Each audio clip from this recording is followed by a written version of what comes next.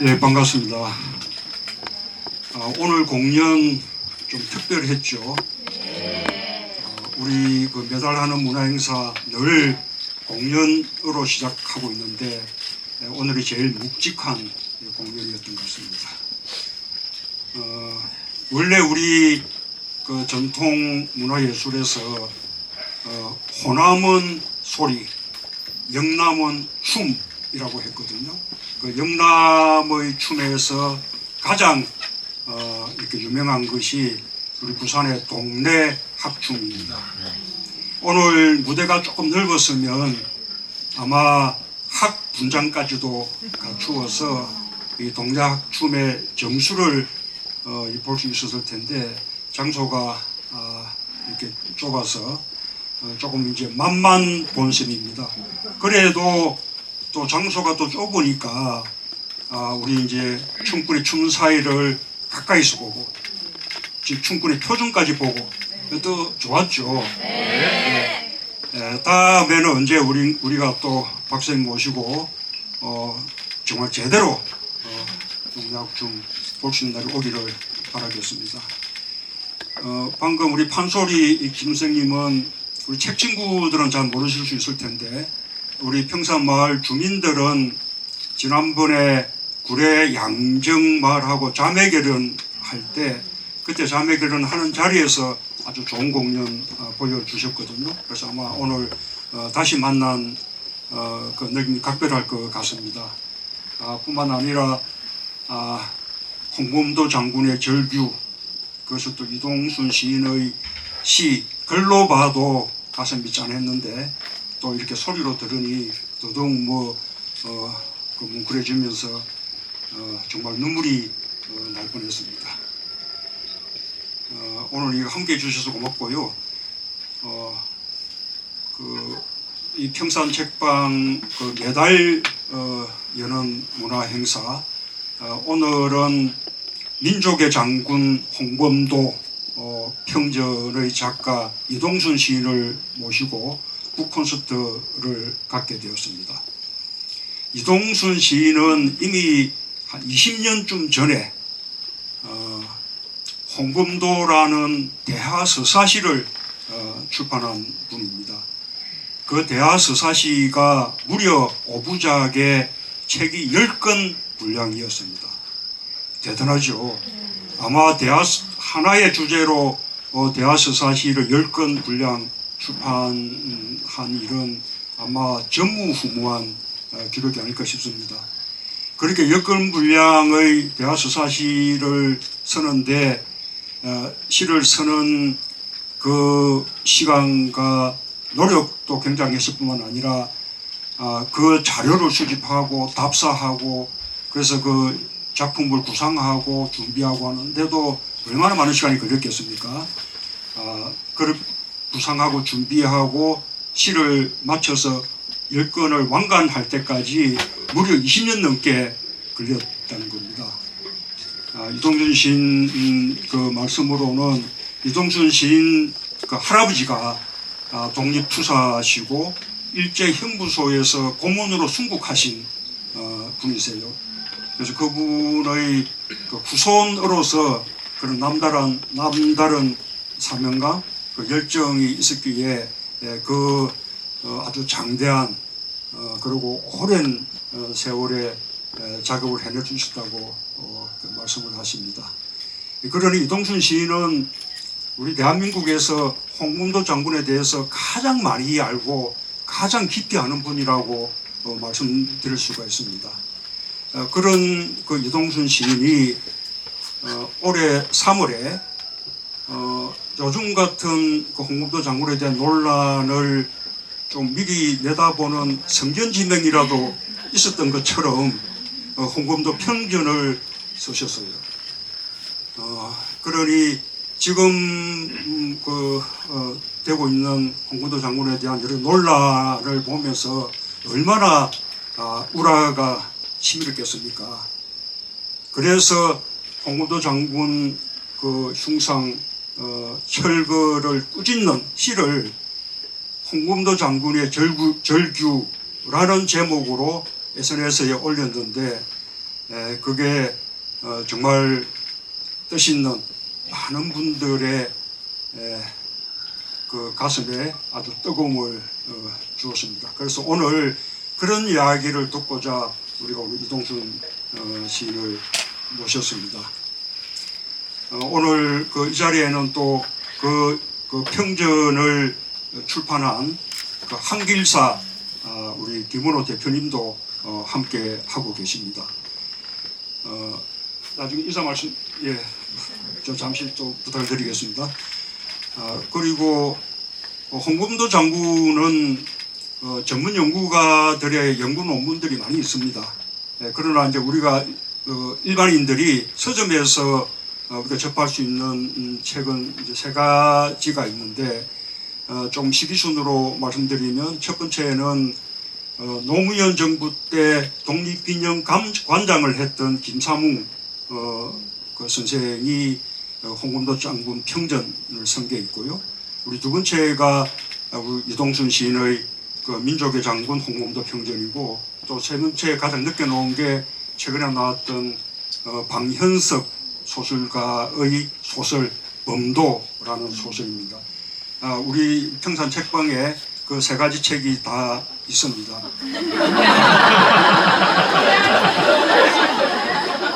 그 가운데 김사뭉 선생의 평전은 제가 대통령 할 때 그때 그 홍범도 장군 유해를 봉안하고 해오던 그 시기에 SNS에 그 책을 추천하는 글을 올렸었습니다.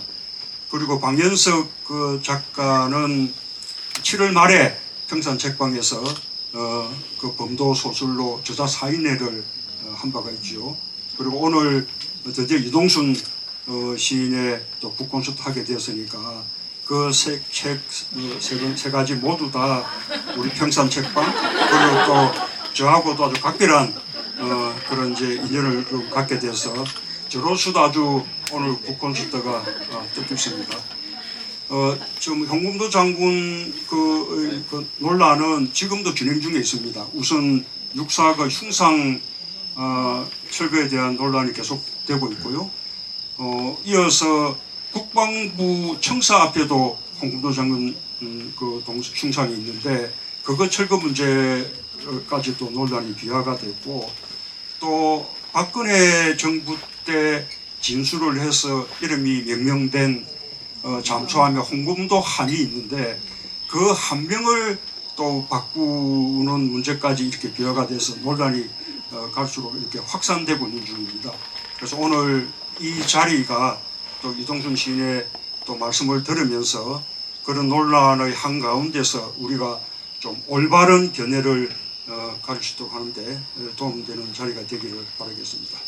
자, 오늘 뜻깊은 시간 되시기 바랍니다. 고맙습니다. 이렇게 인자하신 대통령님이니까 전혀 떨리지 않아요.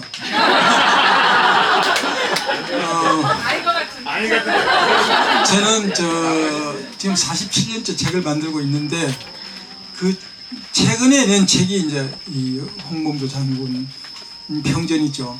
그리고 저는 그래도 많이 낸 책들이 주로 우리 역사에 관한 책들입니다. 아마도 수백 권 되는 것 같아요. 오늘 이런 중요한 자리에 와서 참석해서 우리 대통령님 말씀 듣고 또 이동순 시인의 그 노래를 들으니까 더 좋네요. 최근에 돌아가는 우리 이 형편이 참 너무나 어처구니 없어서, 그러나 역설적으로 지금 우리 국민들은 우리 젊은이들은 역사 공부를 아주 제대로 하고 있는 것 같아요. 그래서 저는 좀 미안, 이거 참 잘된 일인데 책이 많이 팔려요.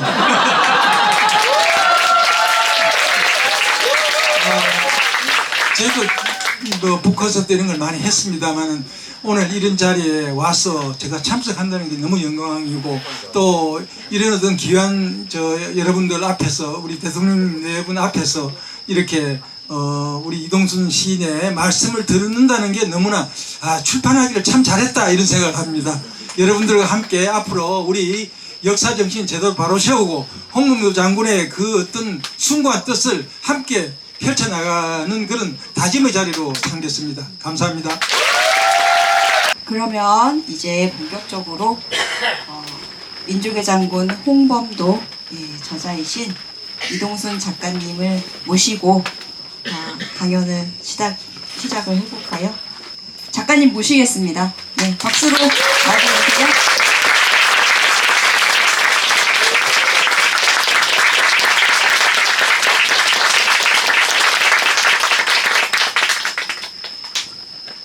너무 감개무량해서 그냥 가슴이 꽉 메이고 말이 잘 안 나오려고 합니다. 이 아름다운 밤 우리 문재인 대통령님 내외분을 모시고 전국 각지에서 모인 여러 분들과 함께 이 아름다운 기해질을 구가하고 즐거운 시간을 보내야 할 텐데 이 홍범도 장군 문제로 늘 막 피가 잘 돌지 않는 것 같은 그런 느낌, 상식에 위배되는 교양에 반하는 이 기막힌 현실에 봉착해서 과연 이 즐거운 밤을 즐겁게 보내지 못하고 안타깝고 가슴 답답한 이야기 이런 것들을 해야 하는 그런 처지가 너무 안타깝습니다. 제 이야기를 드리기에 앞서서 최근에 써서 페이스북에 올렸던 시 한 편을 낭송해 볼까 합니다. 아까는 홍범도 장군의 절규였는데요. 홍범도 장군의 꾸중이라는 제목의 시입니다. 요즘 홍범도 장군님은 새벽이면 꼭 저한테 오십니다. 오셔서 마치 빙의된 듯이 접신하시듯이 그렇게 막 말씀을 들려주시고 저는 받아 적기에 바쁩니다. 홍범도 장군의 꾸중 이동순 손대를 게 그리 없더냐? 내 흉상이 그리도 밉더냐? 함께 있던 내부는 그대로 두고 나만 콕 찍어 끌어내느냐? 왜 내 고국으로 일부러 불러다 놓고 철거 조치가 웬 말이냐? 이게 너희들 돈이냐? 어디서 배워먹은 망발이냐? 후손 없는 내가 그리도 만만하더냐? 손댈 게 그리 없더냐? 잠시 돌아봐도 양극화, 경제적 불평등, 노동자 인권과 분단 모순, 환경오염, 기후위기, 지구온난화, 강도 외적의 핵오염수 무단 방류, 식민지와 친일 매국 잔재, 혁신과 성장 문제, 검찰 개혁, 교육 개혁, 언론 개혁, 제대로 갖춘 고려 독립 단 한 번도 이루어내지도 못한 채 주변 강대국 눈치만 보며 사는데 하고 많은 과제가 저리도 산처럼 쌓였는데 그건 모조리 외면하고 뜬금없이 독립투사 흉상 철거가 웬 말이냐? 외적들이 몰래 그리 부탁하더냐? 그래놓고 놈들 즐겁게 해주고 싶더냐? 나랑 연해주에서 같이 싸우던 안중근, 신채호, 최재형 투사들도 러시아 땅에 살았으니 너희 놈들 말꼴로 보자면 그분들도 모두 뼛속까지 빨갱이였구나! 그래도 할 일이 없더냐? 말이라고 쏟아내면 다 말인 줄 알았더냐? 함부로 내뱉는 말이 입 더럽히는 걸 너희들은 몰랐더냐? 야 이놈들, 참으로 못난 놈들, 지금 와서 지난 일 두루 생각하니 비루한 것들을 발붙여 살라고 내가 제국주의 도적대와 싸운 게 가장 후회스럽구나, 통탄스럽구나.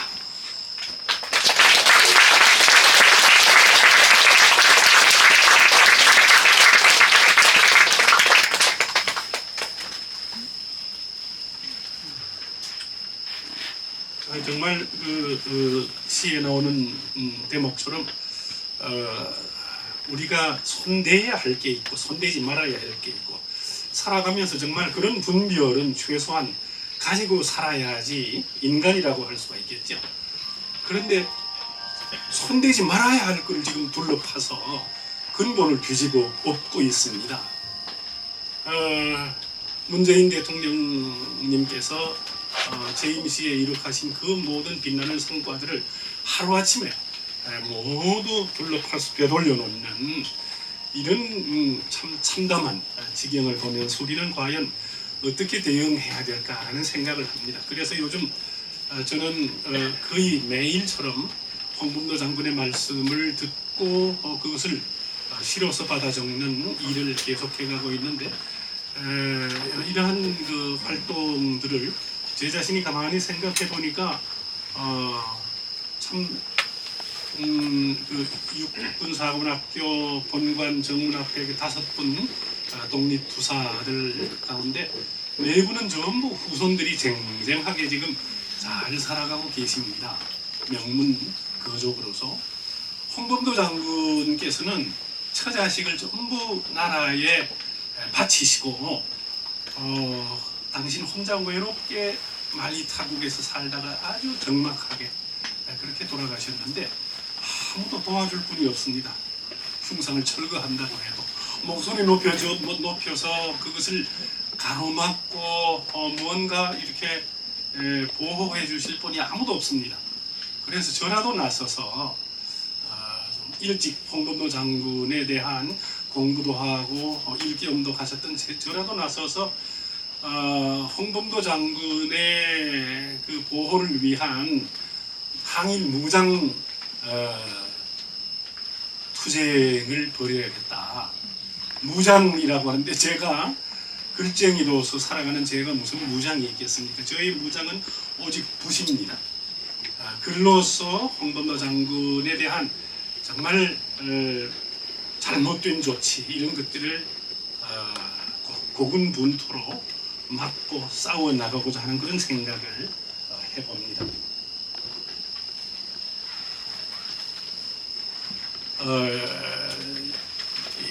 민족의 장군 홍범도라고 하는 그 평전을 만들게 된 것, 이룩하게 된 것은 오늘로부터 보자면은 41년 전이라고 이렇게 기억이 됩니다. 1982년에 첫 그 발상을 가지고 시작했으니까요.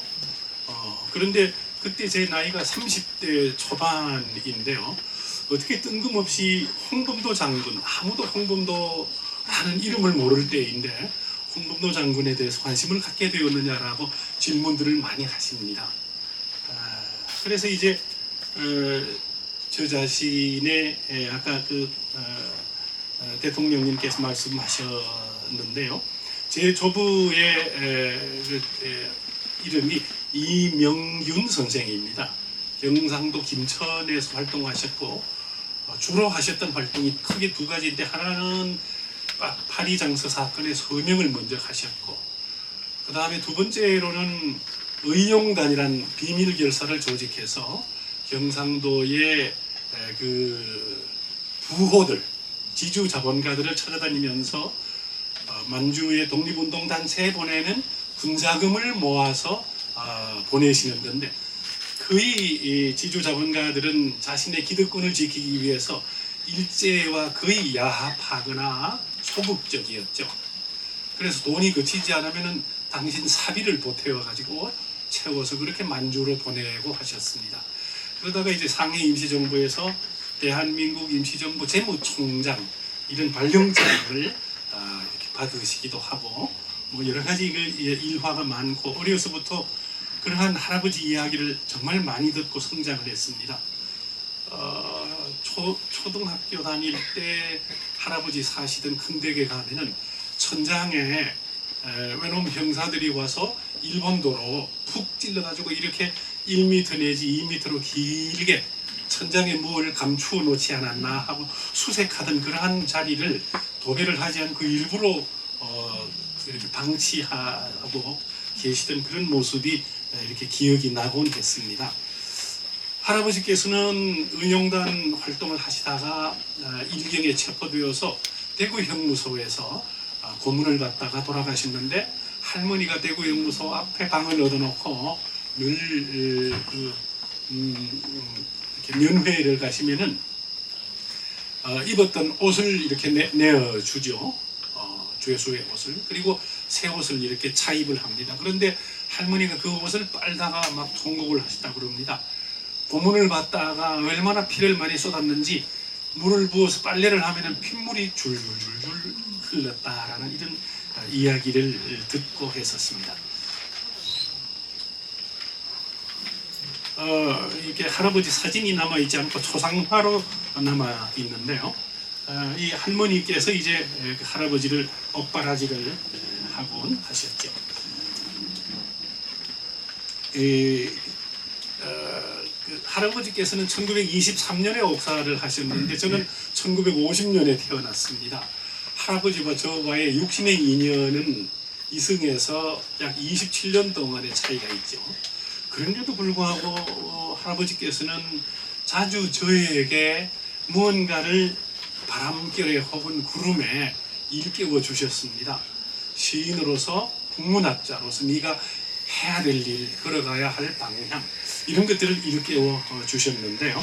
그래서 아마도 독립운동사를 읽게 되었고 독립운동사에 등장하는 여러 의병장 독립투사들의 생애를 쭉 공부하다가 보니까 제일 놀라운 두 분을 발견했습니다. 경북 영해에서 기병하셨던 신돌석 장군, 농민 출신이었습니다. 그리고 함경도 계마고원에서 산포수를 하다가 거병하셨던 홍범도 장군, 완전한 서민이셨습니다. 그 외 다른 독립투사 의병장들은 전부 다 선비, 유생, 귀족, 지식인들이었습니다. 두 분만 오직 완전한 그런 서민이셨던 것이죠. 두 분 중에서 홍범도 장군의 주목을 하고 자료를 모으기 시작해서 82년 여름에 그 당시 제가 청주에 살고 있을 때인데 청주에 가면은 상당산성이라고 하는 삼국시대 때 고성터가 있습니다. 그런데 그 옆에는 산성마을이라고 있는데 한 20여 호 되는 농가가 있거든요. 거기에 빈집을 하나 빌려가지고 홍범도 서사시를 쓰기 시작했습니다. 너무 하고 싶은 열망이 꽉 차 있었기 때문에 단숨에 한 2,800행을 써왔습니다. 그리고 그것을 혼란기죠. 1982년 창작과 비편 폐간호에 발표를 했습니다. 많은 주목을 받았습니다. 경례도 많이 받았고 그런데 후속편을 쓸 수가 없었습니다. 홍범도 장군이 어디서 태어났는지도 확실치 않고 유소년 시절의 생애도 밝혀지지 않고 국내에서는 어떤 자료 찾을 수가 없었습니다. 그렇게 된 것도 굉장히 고의적이라는 것을 뒤늦게 알았죠. 김좌진 장군의 부관 참모였던 철기 이범석 장군이라고 있었는데요. 이승만 정권 때 국무총리와 국방부 장관을 하셨던 분입니다. 이분이 청산리 전투의 그 경과를 자서전으로 표현한 책이 있는데 우등불이라는 책이 있습니다. 그 책은 정말 재미있습니다. 그런데 오로지 자신의 직속 상관인 김좌진 장군의 영웅화, 김좌진 장군이 주도해서 청산리 전투를 완성했다라고 하는 이야기뿐입니다. 홍범도 장군의 홍자도 안 나옵니다. 청산리 전투의 전체 경과를 공부해보면 김좌진 장군이 백운평 전투에서 왜적들에게 몰려가지고 거의 몰살당할 위기에 있을 때 산등성이를 넘어와서 김좌진 장군 부대를 구출해 준 사람이 홍범도 장군이었는데요. 그런데도 그 은혜를 저버리고 홍범도 장군의 존재를 그 책에서 말살시켜 버렸습니다. 그래서 초중고 대학교 안에 청산리 전투가 걸린된 기록에는 홍범도 장군을 일절 배제해버린 그때부터 한국 독립운동사는 왜곡의 역사를 걷기 시작했던 것이죠. 참 우리나라 독립운동사 이런 점에서 보면은 아주 1950년대 초반부터 분단과 이데올로기, 좌우 갈라치기 뭐 이런 것들로 말미암아 이렇게 홍범도 장군이 배제가 되어서 오늘의 사태까지 이르는 것이다라는 그런 생각을 해볼 수가 있습니다. 그래서 그 자료가 없기 때문에 작품이 더 이상 써낼 수가 없어서 그로부터 농사를 짓다가 버려둔 농토처럼 완전히 17년 동안이나 공백을 겪었습니다. 그러다가 2000년에 제가 이제 그 대구의 영남대학교로 옮겨왔고, 1990년에 옮겨왔고 2000년에 미국 시카고 대학에 이제 방문 교수로 1년을 가게 되었는데, 그때 시간이 많으니까 오래 묵혀둔 과제, 숙제를 하기에 이르렀습니다. 홍범도 서사시를 다시 시작하자. 이래가지고 한국학에 관한 자료를 정말 많이 가지고 있는 미국 하버드의 옌칭 도서관이라는 데를 맨 먼저 갔습니다. 프린스톤 대학도 있고 버클리 대학도 있고 한국학 자료를 가진 대학교가 미국에는 여러 군데 있는데요. 하버드가 제일 많습니다. 중국의 그 연경대학, 옌칭 대학의 모든 도서관 자료를 그대로 받아서 어마어마한 규모의 장서를 가지고 있죠. 한 학과에서. 거기에 가가지고 이제 홍범도 장군 자료를 찾으니까 러시아 자료도 나오고 중국 자료도 나오고 일본 자료도 나오고 북한 자료도 나오고 완전히 막 미칠 것 같았습니다.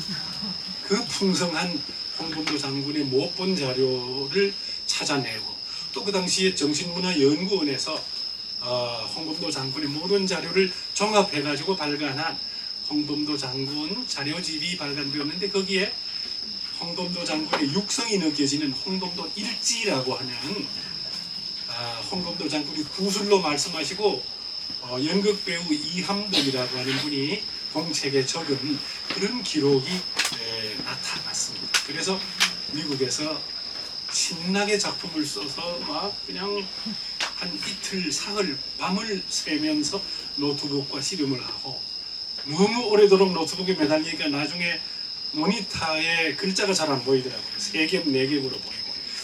그래서 시카고는 바람이 많이 불고 눈이 많은 곳인데요. 11월 중순인데 미시간 호수가 조금 내다 보이는 곳입니다. 창밖으로 눈이 막 폭설이 내리는데 잠시 눈을 쉬려고 창밖을 보는데 누가 백마를 타고 창밖으로 오셨습니다. 홍범도 장군이 오셨습니다.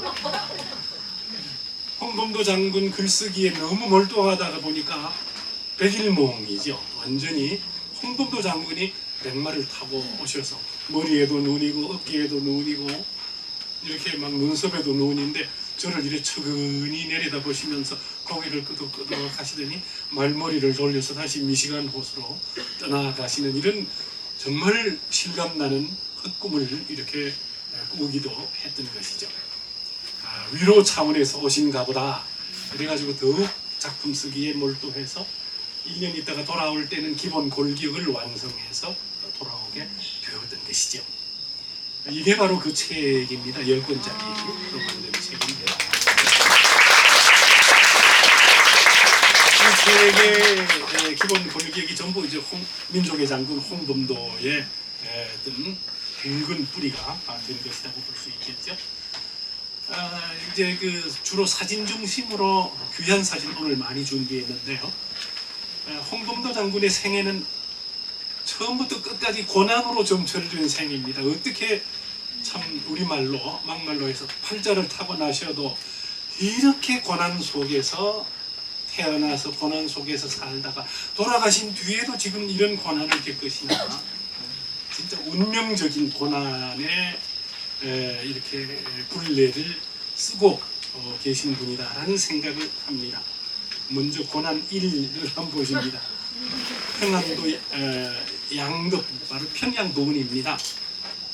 아버지는 모순이었고 어머니는 태어나자마자 돌아가시는데 아버지는 9살에 돌아가셨습니다.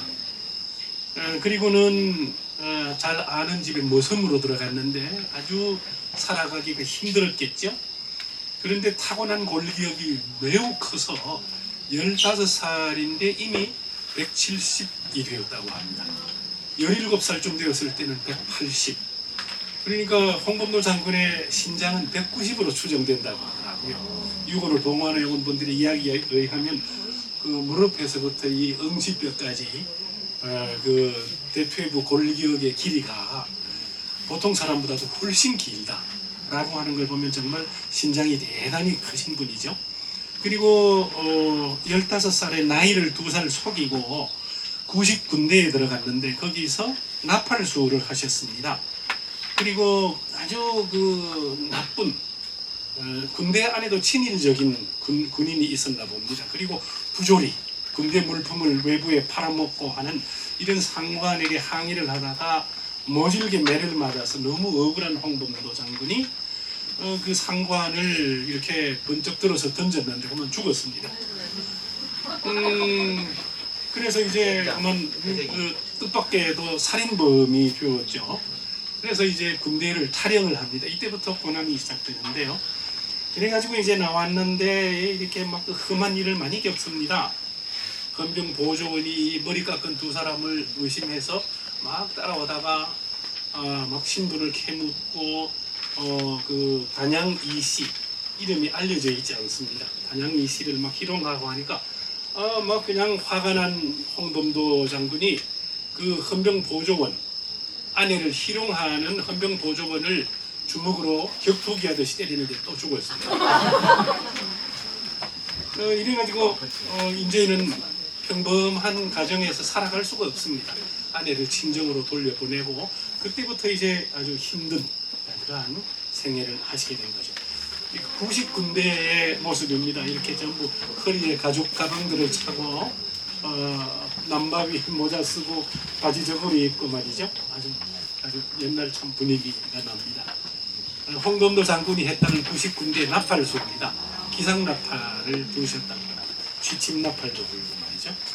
여기 이제 그 황해도의 그 제지 공장, 한지 뜨는 공장의 모습인데 꼭 그건 아니지만은 옛날에 종이 뜨는 그러한 공장의 사진들입니다. 금강산 신기사의 옛날 모습입니다. 홍범도 장군이 실제로 머물렀다라고 하는 곳이죠. 홍범도 장군의 일지에 이 절간 이름이 나옵니다. 두 번째 권한은 이제 돌아다니다가 포수를 하는데요. 포수를 하게 되는 것은 북청에 너무 힘이 들어서 이제 처갓집을 찾아갑니다. 수소문을 해서 어딘지도 모르는데 어렵게 찾아가 보니까 이제 아기도 태어나서 한 서너 살쯤 되었고 이름을 양순이라고 지은 것을 알았습니다.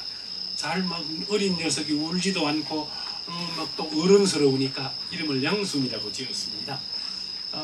그런데 먹고 살 길이 없으니까 밭농사를 좀 지으면서 개마고원 일대에 그 많은 노루와 사슴과 곰과 멧돼지와 호랑이, 여우 이런 것들을 잡아서 가죽을 벗겨가지고 북청장날 도가에 갖다가 팔고 하는 이런 일을 하는데 대개 그 포수는 혼자 하는 게 아니라 여러 사람이 같이 개를 모아가지고 산포수계의 대장이 되었습니다. 아주 책임감이 강하고 신망이 있었으니까요.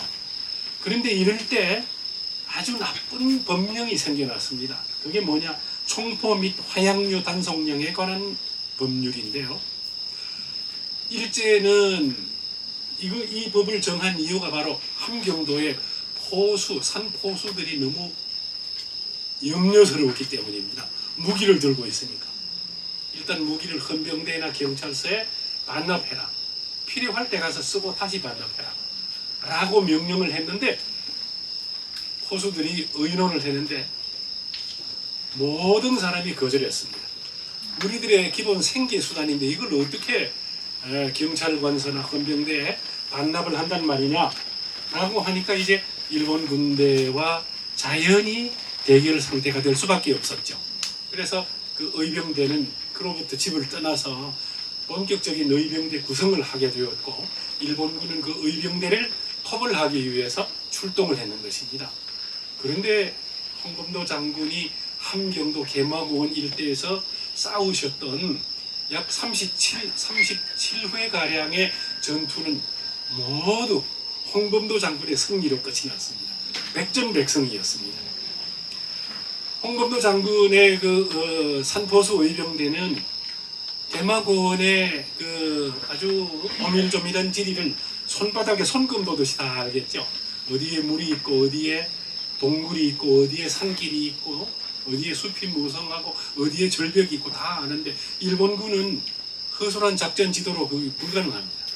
그래서 일본군의 터벌대가 오면은 유인해가지고 완전히 퇴치를 시키고 무기를 노획하고 이런 일들을 하니까 나중에 일본군이 홍범도의 홍자만 듣고도 오줌을 쌌다라는 말이 있고, 그 다음에 민중들 사이에서는 펄펄 나는 홍범도, 날빛자, 펄펄 나는 홍범도, 심지어 축지법을 쓰는 홍범도라는 말도 있었다고 하는데 그 이유를 말씀드릴게요. 홍범도 장군 부대가 예를 들어서 100명이다라고 하면은 10명씩 10개 소대를 만들었습니다. 그래서 1소대는 어디, 2소대는 어디 여러 군데에 파견해가지고 그곳에 일본군 부대와 접전하도록 했습니다. 그러니까 여기서도 일본군이 패전했고 저기서도 일본군이 패전했고 홍범도 부대는 막 날아다니는 것처럼 여기저기에 나타났다. 이래가지고 펄펄 나는 홍범도라는 말이 생긴 것이죠.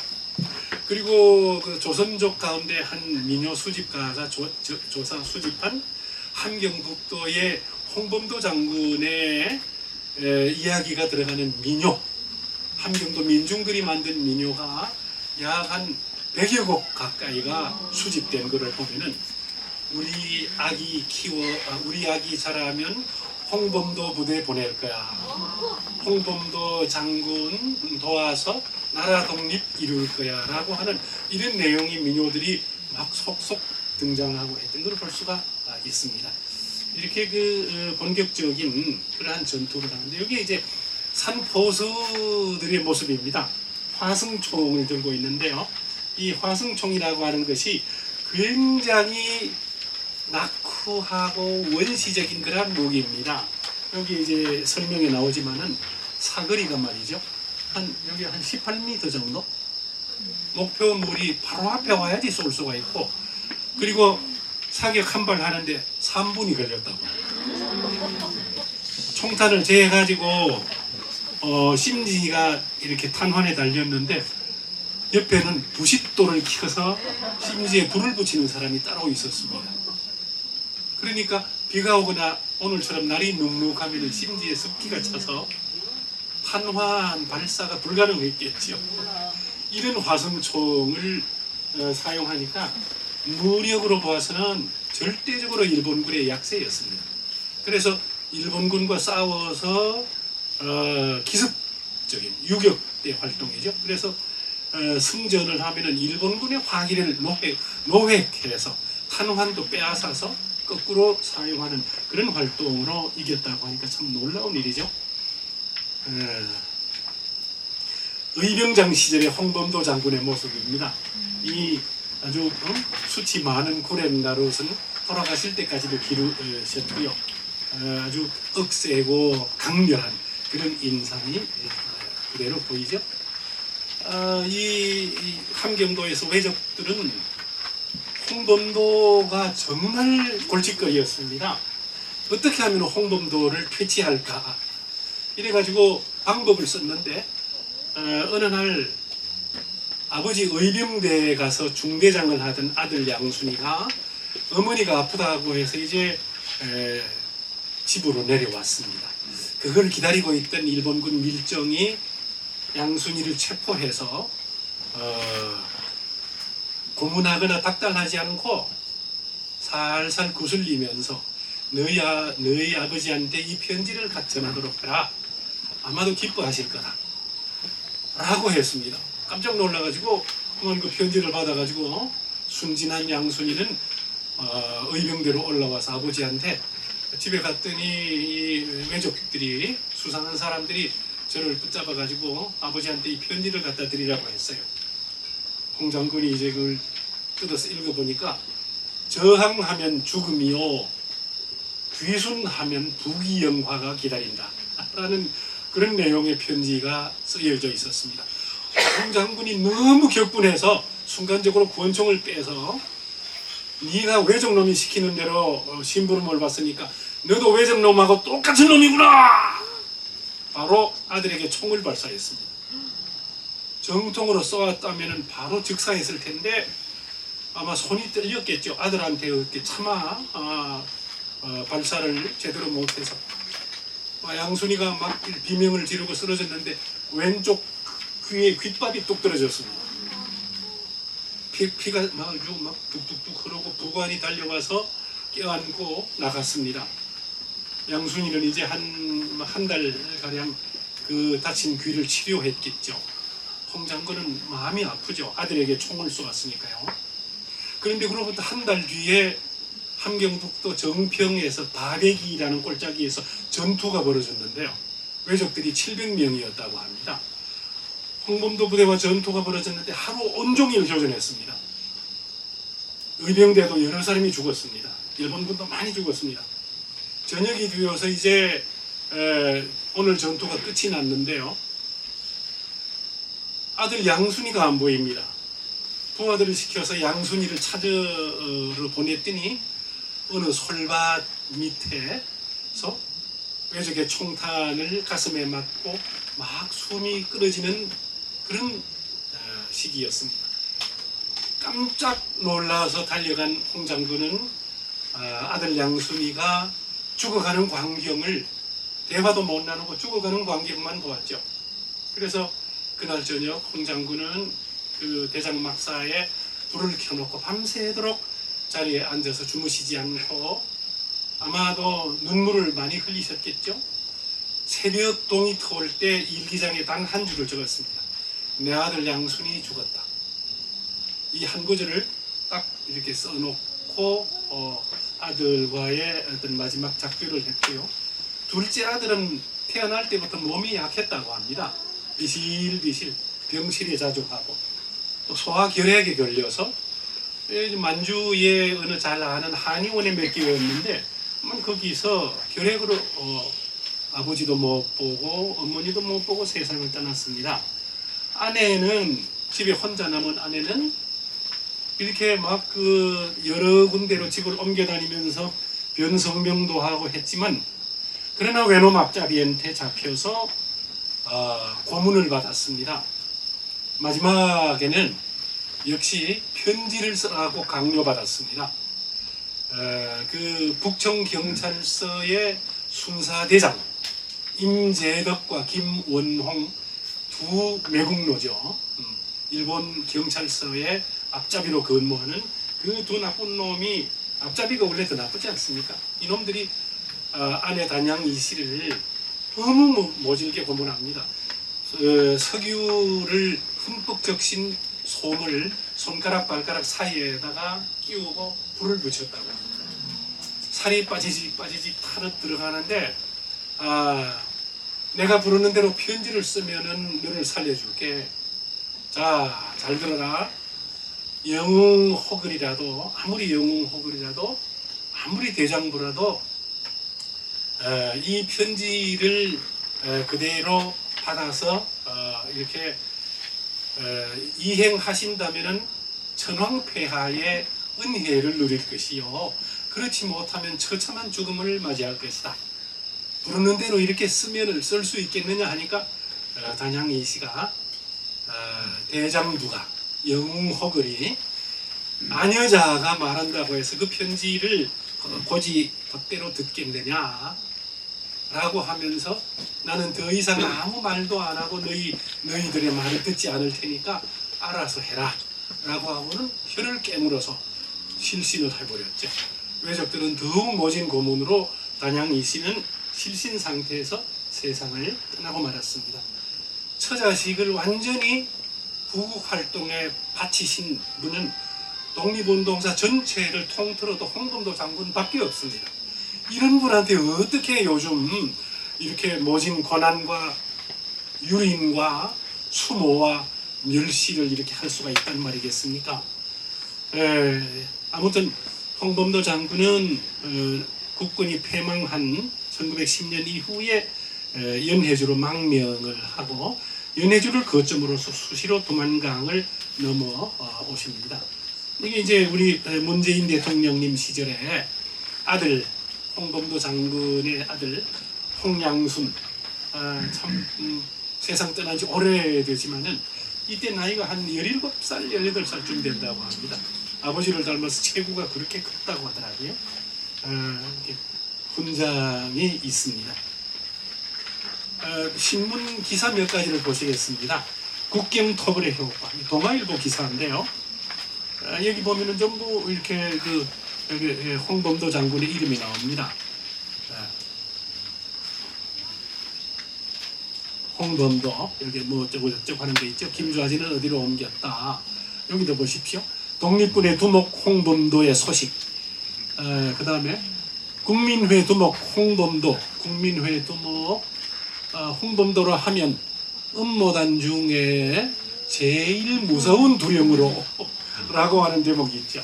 이것만 보더라도 홍범도 장군의 위세나 공포가 어땠는지를 우리가 짐작할 수가 있습니다. 무장 독립단의 부하 70명 결사대 무산 읍내 침입을 했는데 여기도 홍범도 장군의 이야기가 나옵니다. 그 다음에 그 러시아의 치타라는 곳이 이제 자치정부가 있었는데요. 거기에 베일 조선인 홍범도가 방문을 해서 부하 수백 명을 거느리고 치타 정부의 원조를 구하려고 찾아갔다. 그 다음에 홍범도 대거 침략 준비를 했다. 철병 후에 감추어 두었던 무기를 꺼내어 가지고 반항을 계획한다. 이런 이야기들을 비롯해서 연해주에서도 홍범도 씨의 독립군 모집, 치타 정부의 후원으로 이 여러 가지가 홍범도 장군이 얼마나 구국 활동에 혼신의 힘을 다하셨던가라는 것을 증명해 주는 것입니다. 조금 빨리 진행할게요. 세 번째 고난입니다. 봉오동 일대에서 전투를 대승하시는데요. 그 야스카와라고 하는 일본군 소조아가 거느린 연대급 병력이 홍범도 장군 부대에게 완전 거의 몰살을 당하다시피 하죠.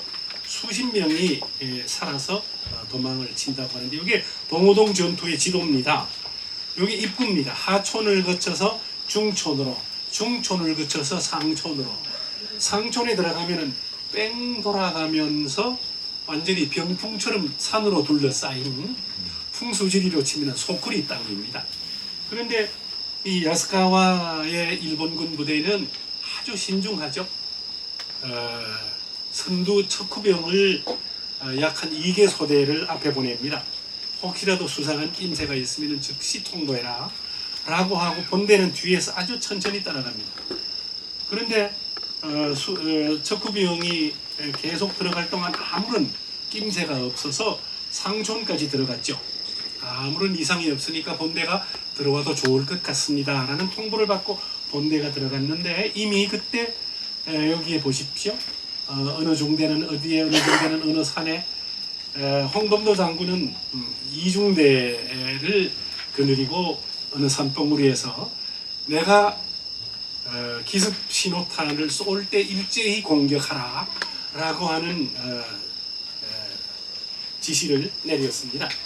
그래서 이 골짜기 안에 일본군 전체가 들어왔을 때 집중 공격을 해가지고 또 오늘같이 이렇게 비가 오다가 그쳤다가 막 그 안개가 자욱이 끼기도 하고 이런 때 일본군 부대는 서로 총질을 해서 또 많이 죽었다 이런 기록도 나오더라고요.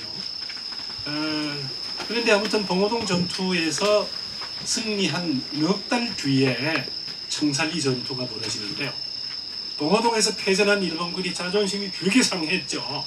그래서 함경도에 사단급 병력을 동원해가지고, 사단급 병력이니까 아주 많지 않겠습니까? 함경도에는 나남이라고 하는 곳이 있는데 거기에 주둔하고 있는 일본군 대부대를 그 사령관이 소장입니다. 간호라고 하는 이름에. 그래서 이제 그 청살리 일대로 들어오는데 우리가 보통 청살리 전투라고 하는 거는 말이죠. 청살리 전투라고 부르는 것은 청살리 일대에 약 한 7개 내지 8군데의 산골짜기가 있습니다. 청살리, 백운평, 고동하, 쉬구, 만기구, 샘물지역 뭐 이렇게 여러 골짜기 이름들이 있는데 그 골짜기를 지키던 독립군들이 일본군과 교전했던 그 모든 것을 통칭해서 우리가 대표적으로 청산리 전투 이렇게 부릅니다. 그러니까 홍범도 장군의 민중적인 인기가 김좌진 장군을 압도했다. 청산리 전투는 절대 김좌진 장군 혼자 한 것이 아니다. 여러 지도자들이 연합으로 승리한 전투이고 그 가운데서 홍범도 장군의 공로가 가장 크다. 이게 이제 학자들에 의해서 밝혀진 사실이거든요. 이거 하나만 봐도 뭔가 비교가 됩니다. 김좌진 장군은 그 청산리에서 부대를 이끌고 다닐 때도 꼭 말갈기가 막 바람에 나부끼는 백마를 타고 다니기를 좋아하셨고, 그리고 어깨 견장, 금빛 견장, 군목, 막 가죽 장화 이렇게 그 막 위세를 부리는 걸 그렇게 좋아하셨대요. 그런데 홍범도 장군은 도토리를 삶아서 드린 광목천을 물들여 가지고 만든 군복이 사령관 군복이나 일반 사병 군복이나 똑같다는 거죠. 네. 여기 일본군들이 봉오동 전투 끝나고 난 다음에 봉오동 전투에 관한 기록을 본국의 보고서로 남길 것입니다. 이거는 야스카와라고 하는 봉오동 전투의 지휘관이 또 전황 보고를 낸 것이겠죠. 이거는 중국의 봉오동 현장에 지금 현재 그 봉오동 전투 자리를 접근할 수가 없습니다. 댐이 되어가지고 말이죠. 그 입구에 이렇게 전적비를 세워 놓았습니다. 청산리 전투와 관련된 지도인데 빨간 거는 일본군의 침략 루트이고 침입 루트이고 우리 독립군 부대는 이렇게 포위 상태와 같았습니다. 북로군정서의 사진입니다. 이런 사진들이 남아 있는데요. 청산리 전투에서 전사한 일본군 시체를 옮기는 일본군들의 사진이 이렇게 남아 있는 것이 참 놀랍습니다. 청산리 현장에 남아 있는 연변 조선족 자치주에서 세운 청산리 대첩 기념비의 사진입니다. 얼마나 많은 일본 군대가 죽었습니까? 그러니까 일본군은 너무너무 화가 나고 복수심에 찬 나머지 약 2개 사단 병력을 동원해서 만주 일대를 완전히 톱을 해버립니다. 그게 뭐냐 하면은 경신년 대참변이라고 합니다. 여기 이제 간도 방면 출병 허락하는 그러한 공문까지도 이렇게 나와 있죠. 자, 네 번째 권한. 경신년 대참변을 간도 학살을 피해서 연해주와 시베리아로 독립군은 떠나가겠죠. 아무르강을 건너서 스보보드니라고 하는 곳에 가는데 스보보드니가 우리말로 번역하면 자유라고 하는 뜻입니다. 이게 바로 자유시, 거기서 일어난 우리 군대끼리의 동족 상쟁입니다. 그런데 그 우리 군대에는 두 패로 나뉘어져 있었습니다. 상해파와 이르쿠츠크파로 나뉘어져 있었는데요. 약한 그 총기를 휴대한 독립군들이 막 그 자유시로 갑자기 약 한 2~3천 명 가량이 몰려드니까 깜짝 놀란 지역의 러시아 군 부대에서 무장 해제를 요구했습니다. 총기를 반납하라. 이러니까 그러면 내분이 일어나게 된 거죠. 상해파는 절대 무기 반납은 불가. 이르쿠츠크파는 우리가 러시아 땅에 온 이상 이 요구는 들어주고 그 다음에 우리가 러시아 측에 무력 지원을 받는 것이 좋지 않나라고 생각했던 것입니다. 홍범도 장군의 노선은 이르쿠츠크파 쪽이었습니다. 이래서 상해파에서는 홍범도 장군을 굉장히 괘씸하게 생각하고 배신자로 비판을 했던 것이죠. 그래서 홍범도 장군은 자유시 참변이 일어났을 때 모든 그 부대가 무기를 이미 반납한 상태였고 그 부대가 또 다른 지역으로 가서 다른 일을 보고 있었습니다. 이럴 때 그 이르쿠츠크파가 러시아군의 중화기 지원을 받아서 그렇게 완전히 공격을 해가지고 상해파가 많이 죽고 행방불명되고 하는 이런 일이 있었던 것입니다. 여기에 대해서 오해가 대단히 많은데 국방부에서 발표한 공식 문서에 보면은 무슨 1,500명 내지 2,000명의 독립군을 몰살시킨 책임이 홍범도에게 있다. 이렇게 마구잡이로 학자의 고증도 받지 아니하고 그런 터무니없는 소리를 해대는 것이 아주 사람으로 하여금 격분하게 만들었던 것입니다. 아무튼 홍범도 장군은 자유시 참변이 끝나고 난 다음에 재판관으로 참석해서 이렇게 갇혀있던 감옥에 갇혔던 약 600명 가량의 이 독립군들을 전부 석방을 시키고 나머지도 나중에 레닌의 협조를 받아서 모두 석방을 시켰다라고 합니다. 이 사람은 이르쿠츠크파에 속했던 러시아 홍군의 대표 오하묵이라는 사람입니다. 바로 우리 독립군을 공격해서 많이 죽였던 그러한 사람이죠. 자유시 참변이 일어났던 그러한 약도인데 이 기차역 안에서 전투가 벌어졌습니다. 현장에 가보면 이렇게 황량합니다. 네. 홍범도 장군은 결과적으로 보면은 소련에 좀 의존을 하셨던 편이고요. 우리가 러시아에 왔으니까 일단 그 힘을 이용하자. 이승만은 미국에 절대적으로 의존했고요. 김구 주석은 중국에 의존을 하고 협조를 얻었었겠죠. 아무튼 자유시 참변은 우리 대한독립군 독립운동사의 파멸이라고 볼 수 있습니다. 그걸로 독립운동사는 완전히 끝나고 말았다. 네. 홍 장군도 나이가 이미 50대 중반이 되어서 이 러시아 군대에서는 뜬금없이 홍범도 장군을 소련군에 편입을 시켰는데 군복을 입지도 않았고 석 달 만에 또 강제 제대를 시켰습니다. 그리고 난 다음에는 집단 농장에 가서 벼농사를 하셨고요. 그러다가 이제 1922년에 레닌을 만나는데 그때 레닌은 정말 반가운 마음으로 이렇게 말했습니다. 조선의 위대한 독립군 빨치산이라고 하는 말을 레닌이 썼는데요. 그 빨치산은 의병대를 가리키는 말입니다. 무슨 뭐 지리산, 빨치산 이런 거하고는 다른 것이죠. 아무튼 그렇게 해서 레닌으로부터 환대를 받고 돌아오게 되죠. 홍범도 장군의 모든 목적은 고려 독립이었습니다. 그렇게 서류에 남아있거든요. 여기 보십시오. 고려 독립, 장래의 희망과 목적입니다. 고려 독립. 직업은 의병 28년. 이거 참 감동적인 서류입니다. 홍범도 장군이 남긴 친필이라고 볼 수가 있겠죠. 네. 민족의 장군 홍범도의 표지가 된 그러한 사진입니다. 모스크바에서 열린 극동 피아밥 민족대회에 초청받아서 참석하셨을 때 청중석에 앉은 모습입니다. 다섯 번째 고난은 1927년에 소련 공산당에 입당했는데 이걸 가지고 많이 문제 삼죠. 부하들을 먹이고 입히고 그렇게 하기 위해서는 지휘관이 소련 공산당에 가입하지 않을 수가 없었습니다. 그래야지 지원을 받으니까요. 네, 그걸 가지고 막 빨갱이다라고 이렇게 문제를 삼고 난리법석을 합니다. 그런데 뜬금없이 1937년에 폭군 독재자 스탈린에 의해서 중앙아시아로 강제 이주를 당하죠.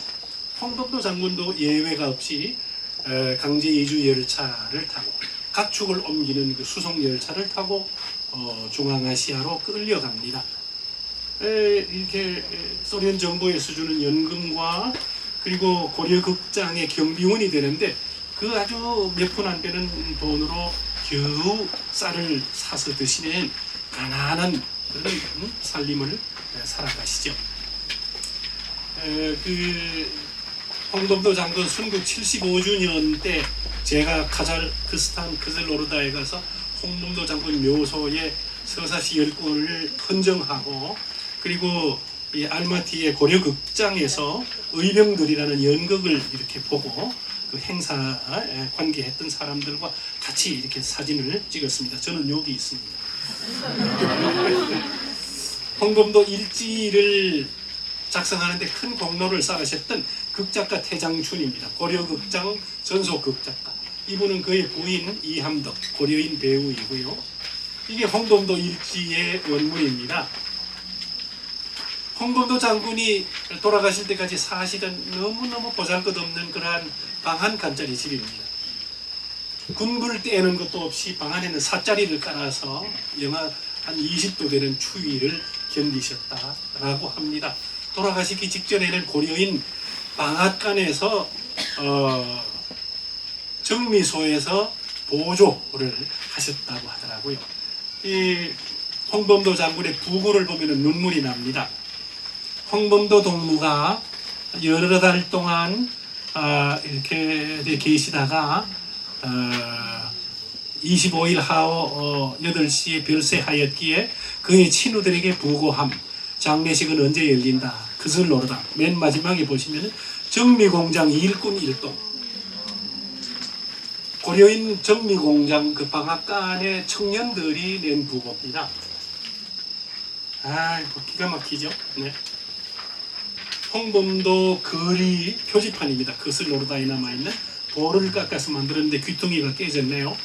그런데 대전에도 이렇게 홍범도 거리를 조성해 놓았는데 대전시장이 이번 사태와 연관해 가지고 홍범도 거리를 폐지하겠다라는 발표를 해가지고 또 무리를 일으킨 적이 있습니다. 참 못난 사람들이죠. 스탈린, 네. 강제 이주 열차의 사진입니다. 블라디보스토크에서 6,000km를 달려가지고 저 중앙아시아로 끌려갔습니다. 신순남 화백이라고 고려인 화백이 그린 열차 타고 가다가 죽은 시체를 마지막 장례하는 그러한 모습입니다. 시신 앞에서 눈물 짓는 어머니의 모습도 있고요. 우즈베키스탄의 우슈토베라고 하는 곳에 세워진 고려인들의 최초의 정착지입니다. 제가 찍어온 사진입니다. 카자흐스탄 크즐노르다에 홍장군 묘소가 있던 그 위에 고려인 작가가 만든 참 잘 만든 홍범도 장군 이렇게 동상이 있죠. 국방부와 그 육군사관학교에 있는 그 흉상은 우리 한국인 작가가 만든 것 같은데 너무 이미지를 못 살린 것 같아요. 예, 이런 모습으로 좀 기상이 넘치는 이런 모습이었으면 좋았을 걸 말이죠. 가장 영광의 시간입니다. 62년에 박정희 대통령 시절에 건국 공로훈장을 받았고 우리 문재인 대통령님의 노력으로 21년 8월에 유해가 복원되어서 국립대전 현충원에 안장되었죠. 그리고 건국훈장 대단한 대통령장을 받았지 않습니까? 그 당시의 사진을 보십니다. 홍 장군이 오시는 사진. 홍 장군의 유해가 들어 있습니다. 우리 문재인 대통령님께서 이제 흑토하시는 광경입니다. 흑토는 카자흐스탄의 유골이 묻혔던 곳의 흙과 우리 쪽의 흙을 이렇게 같이 합치는 그러한 과정이죠. 네, 문재인 대통령님께서 하시는 말씀인데 소리는 나오지 않습니다. 너무나 크고 위대한 일을 하신 문재인 대통령님께 박수 한번 주세요.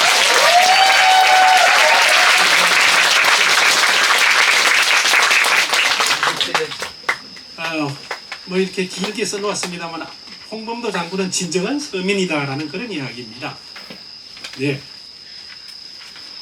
홍범도 장군의 그 위대성에 대해서 뭐 이렇게 길게 써놓았는데 일일이 뭐 읽을 필요는 없을 것 같습니다. 우리 고려인 아이들의 아주 처참한 모습입니다. 이주 초기에 말이죠.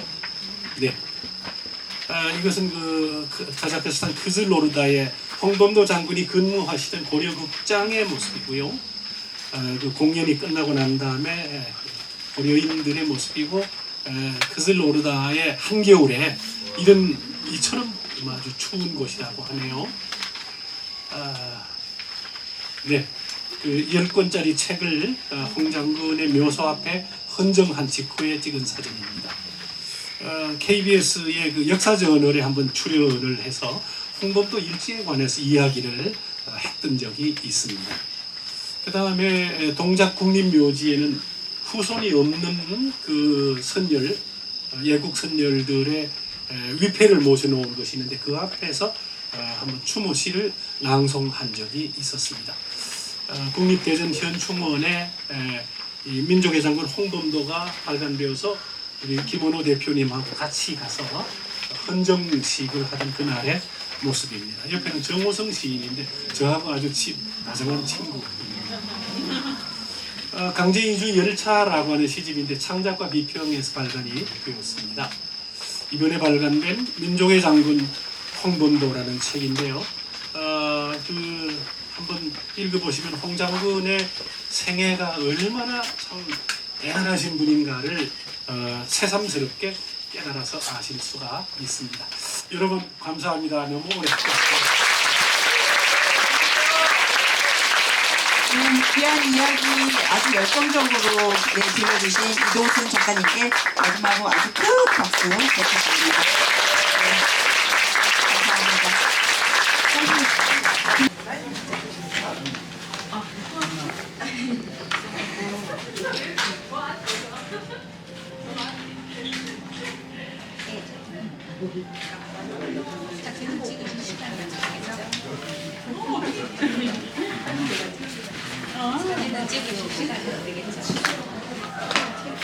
부탁하시죠.